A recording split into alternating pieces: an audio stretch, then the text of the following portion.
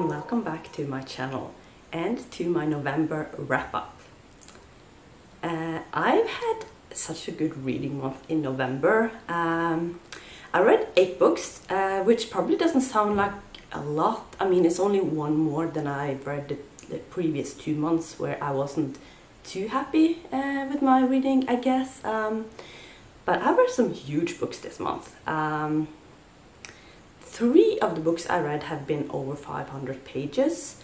So when you look at the number of pages I've read this month, it's way more than I read the 2 previous months. So I'm pretty happy with that. And I was in such a reading mood, especially in the beginning of November. I just was so into what I was reading and such a good time with my books.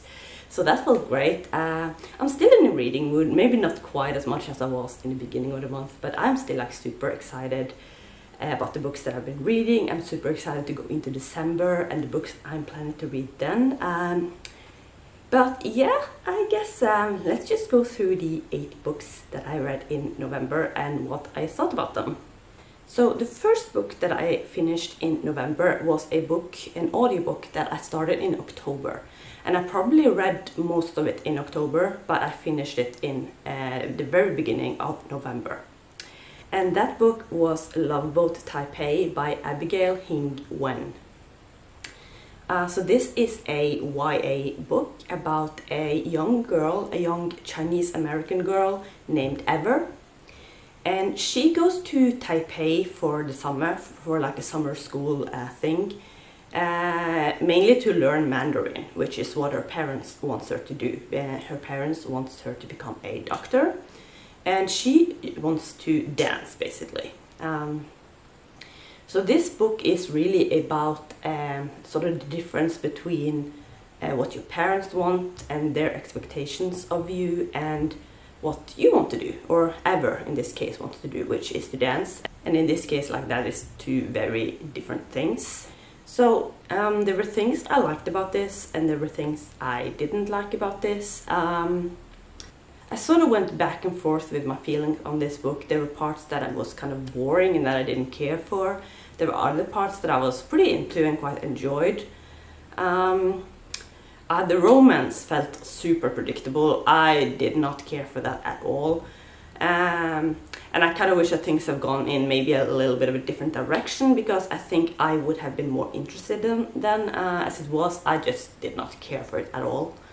And there were also a lot of topics that were brought up in this book, and I guess I felt like not everything were handled as well as I would have liked, or resolved as well as I would have liked.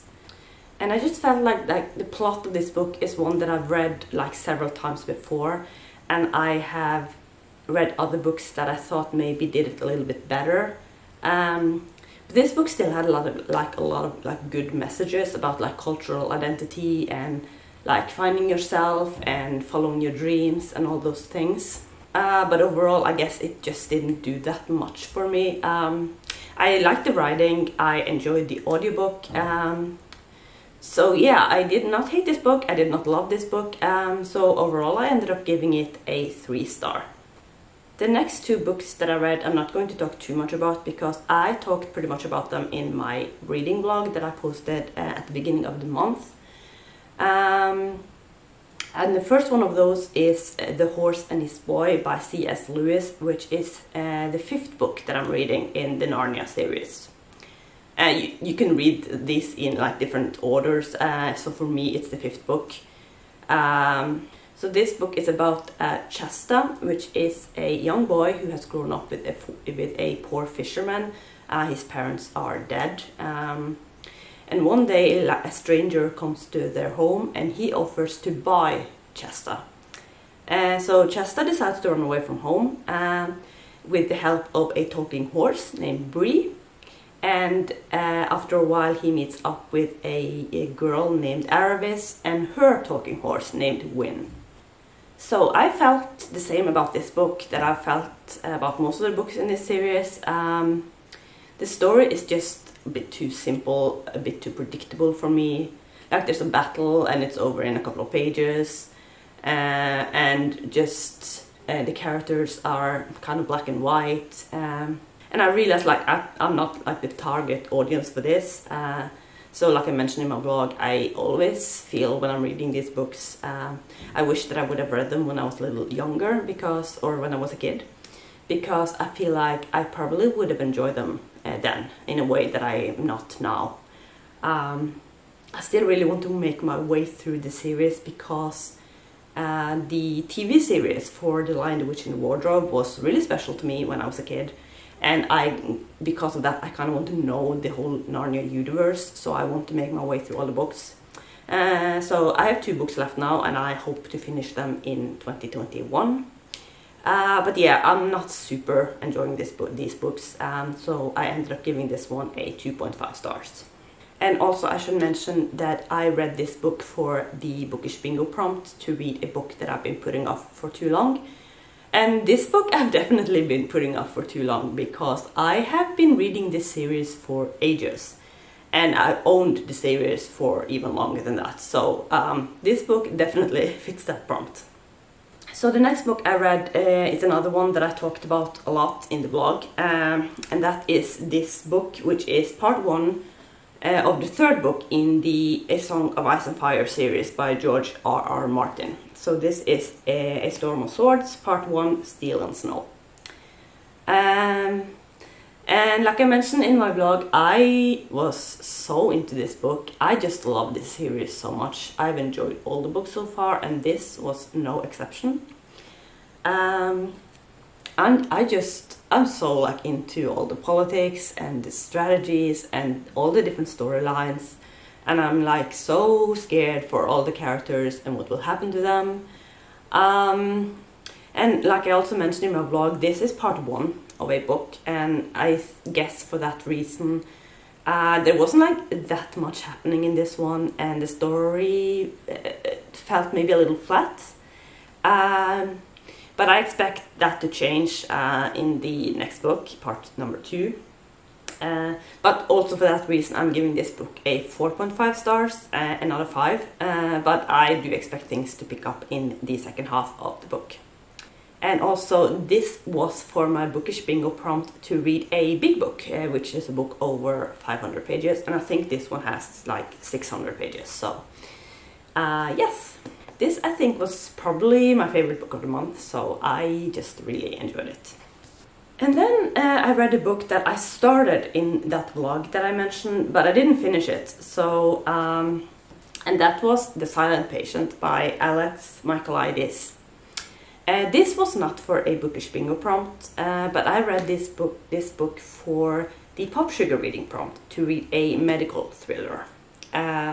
And I guess if we're being super strict about it, maybe this didn't totally fit that prompt, but I'm going to go with it. So this book is about The Silent Patient is a woman who apparently shot and killed her husband a few years ago, and she has not been speaking since then. And the story is told from the perspective of a therapist who has been interested in her case. So when a job opens up in the institution where she lives now, he applies for that job and he gets it, and he starts to work with this woman, and he wants to figure out what happened to her, basically. So this book is kind of like, I enjoyed my experience reading this one. It had super short chapters and felt like very straight to the point.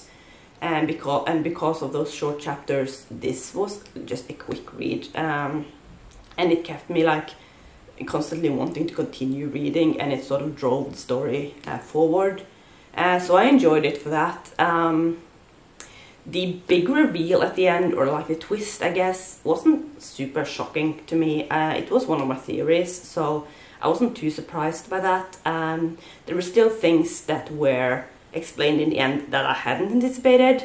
So yes, I kind of had a hard time reading this because I did enjoy my experience reading this, but I didn't love the book. It wasn't really my kind of mystery thriller book, I guess, but it kept me interested the whole time. But I think I'm going to end up giving this a 3 star. It was good. I enjoyed my time reading this, but it wasn't anything too special to me, and I don't think it's gonna be one that I like think too much about in the future. So, but yeah, it was fine. I had a good time with it, and it was nice to read like a kind of a shorter mystery thriller books in the midst of all the bigger books that I was reading this month. And the next book I read was another book in the mystery thriller category, and that was The Night Swim by Megan Golden. This book I read for the bingo challenge to read a book with an animal or nature on the cover. And this book is basically about a true crime podcast, and it's about the woman, Rachel, who runs that podcast. And she comes to this small town to cover a rape trial for her podcast. And while she's in this small town, she is contacted by a woman who wants her to look into her sister's death, because her sister died many years ago, and this woman is, her name is Hannah. She is convinced that her sister was killed. So the book is basically about both those storylines, and this was just a really good book. I enjoyed every second of it. The two storylines, they work really well together, and this is just exactly the kind of atmospheric mystery that I like. I don't really need much action or much like drama in my mystery thrillers, but I like it to be kind of like intricate. It can be kind of slow, I don't mind that, but kind of like intricate and like slowly uncovering of layers and figuring out what's going on. That's what I like, and that's what we got in this book. If you're the kind of person who likes books where there's like a big shocking twist at the end, this book, it doesn't really have that. You kind of understand pretty early on what's going on, so even though there are like constant layers being uncovered and there are like small reveals throughout the book, this does not have like the big shocking twist at the end. Personally, I don't mind that at all, but just be aware of that if that's what you're into. And also this is like, a lot of this book takes place in like the courtroom, so it's totally like a courtroom drama, which I don't mind. I don't think I would have like enjoyed maybe a whole book with that, but it was the way it was done in this book, where it was one of like several storylines. It really worked. And also this book was perfect as an audiobook, because we get to hear like parts of the actual podcast that Rachel makes. And that just felt so realistic. I truly felt like I was listening to a podcast about this rape trial that was going on. So this is a book that I highly recommend if you're into like mystery thriller type books. I would probably give it like 4, maybe even 4.5 stars. And I think I've tried to think about it, and I think this might actually be my favorite like thriller mystery book of the year. It was just really good. So highly recommend this one. And then I read Layer of Dreams by Libba Bray, which is the second book in the Diviner series. And this was for the Bookish Bingo prompt to read a fantasy or sci-fi, I think it was. So this is like a sequel. I'm not going to go too much into the actual story because of spoilers, but we basically follow mostly the same characters as we did in the first book, with a few new ones as well, or particularly one new one.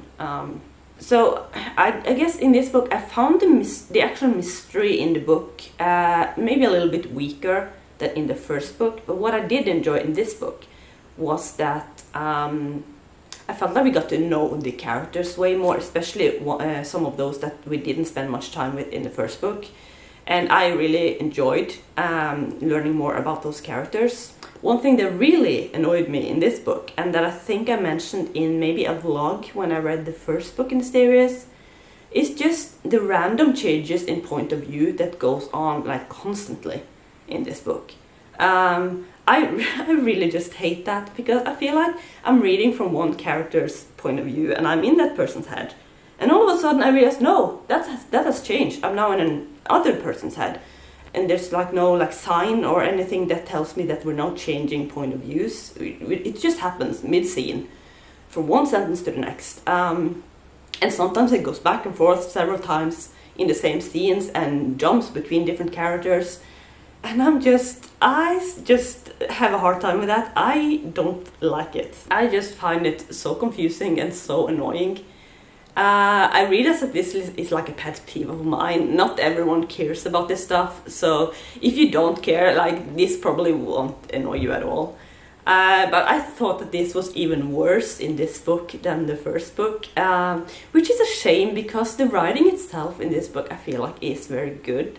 Leva Bray just creates such a good, like, atmospheric series, and I just love the setting in this, but those random POV changes just annoy me so much.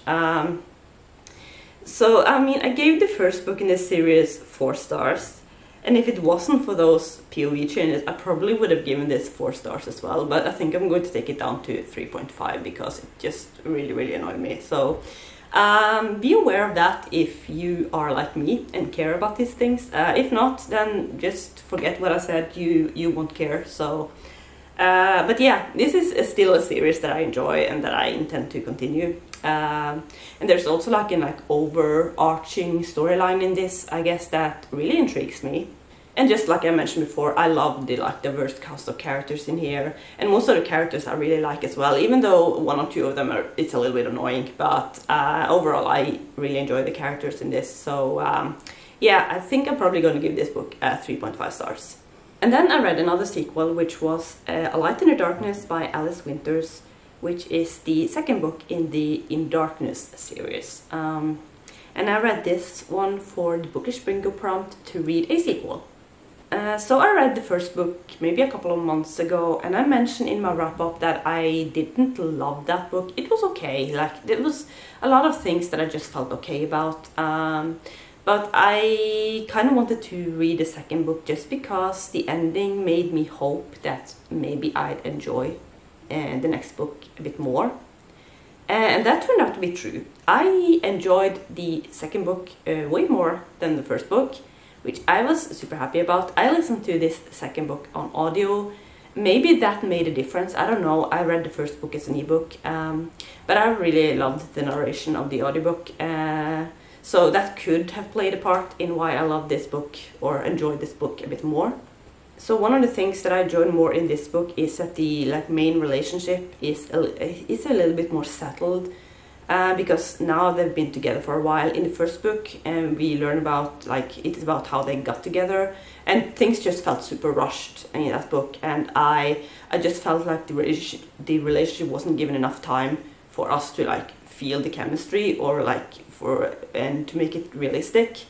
And in this book we got plenty of time to see that, and it felt way more realistic, and I felt it way more. I was way more invested in the relationship in this book, and the chemistry was just there in a way that it wasn't in the first book.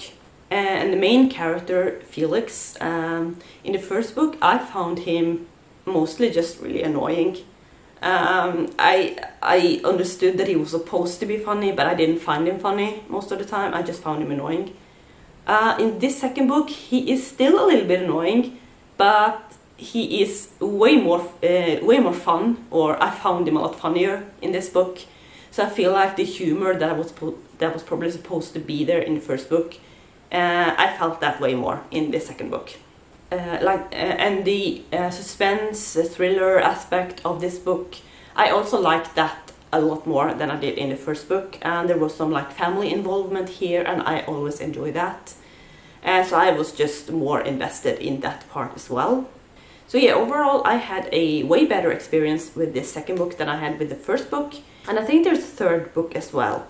And also I think there is a companion book or novella or something as well in the series.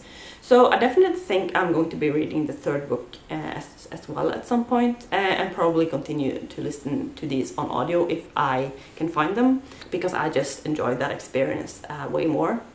So I think I'm probably going to give this book 3.5 stars. It still wasn't a favorite in any way, but it was overall just way more enjoyable than the first book. So yeah, I had a pretty good time with this book.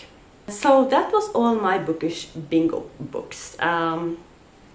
But since I was in such a reading mood early in the month, I ended up finishing the physical part of my TBR pretty early in the month, or maybe not early in the month, but early enough that I was able to read another physical book this month. And And that was a book that I have mentioned before that I would really have liked to read before the end of the year.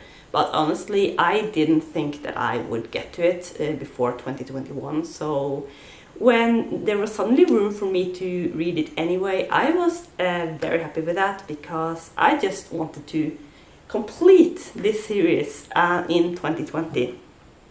So the book that I read was this huge brick of a book, and it's Queen of Air and Darkness by Cassandra Clare. And this is the third and final book in the Dark Artifices trilogy. I started this trilogy back in July, I think it was, and I just had sort of a goal then to finish this book, to finish this series in 2020. So I was very happy that I could do that. And I literally just finished this book before I started filming this video. So my head is sort of like full of this book still. I'm actually not quite done. There's just, I don't know if you can see this, just a tiny bit left in the back. But that is like separate short story that I think is quite separate from the rest of the book. So I don't think it matters that I haven't read it yet. I will read that book. I will read that story as soon as I'm done filming this video. But I had to film while I still have light, so I just as soon as I finished this, I just sat down to film this video. So this book is like, I think it's like 900 pages long, so I think it might actually be the longest book that I've read this year.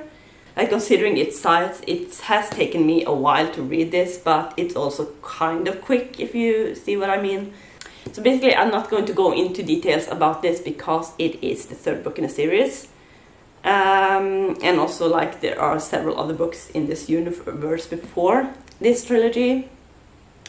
But basically, I've mentioned before that this trilogy probably is my favorite in the Shadowhunter universe.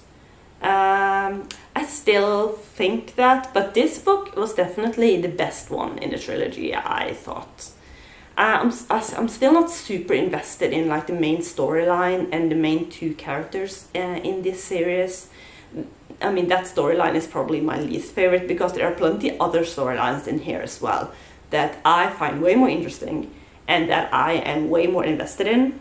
And because of that, there was like a middle part in this book that pretty much only focused on that main storyline. And during that part, I was a little bored, I'm not gonna lie. I just don't care that much about that story, I guess.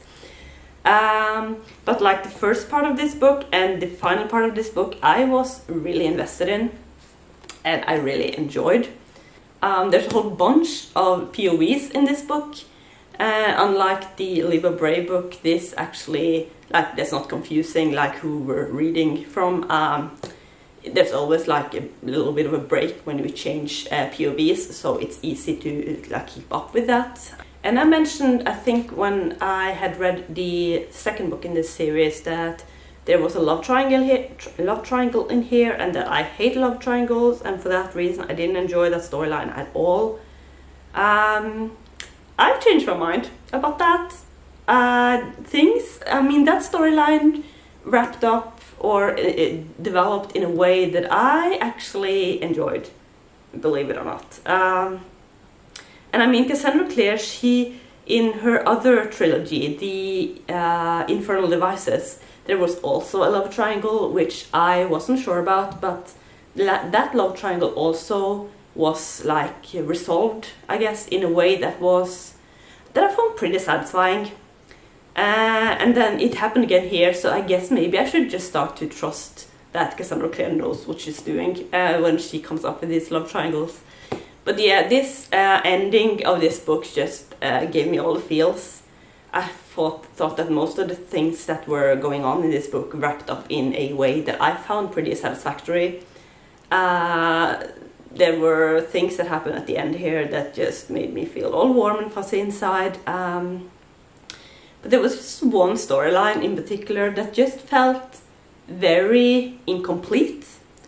I just hope that we will return to that storyline in a future book or a future series in this universe or something, because I was not satisfied with that. If you read the series, you might know which storyline I'm talking about. But yeah, overall, I was pretty happy with this book. I had a good time with this book, a better time than I had with the previous books in this trilogy. So I think overall, I'm going to end up giving this book maybe a 4 stars. It was definitely the best in the trilogy, and it just made me kind of eager to read more Shadowhunter books. And it just reminded me once again that I just love the Shadowhunter universe, even though I don't love every book, I don't love every character or every storyline in this, but overall I really just enjoy this universe. And I'm excited to read more books in this universe. So that was the 8 books that I read in November. Like I said, I am pretty happy with my reading this month. I've read some good books, and the fact that I was able to get to Queen of Air and Darkness that I wasn't expecting, it just makes me feel very happy with how this month turned out. So now I'm ready to move into December and to start reading some Christmas books. I've already posted my Bookish Bingo round 2, which is my December TBR, which I will link up above. So yeah, comment down below if you've read any of these books and what you thought about them. So I think that's going to be it for this video. Thank you so much for watching, and I will see you soon for another video. Bye!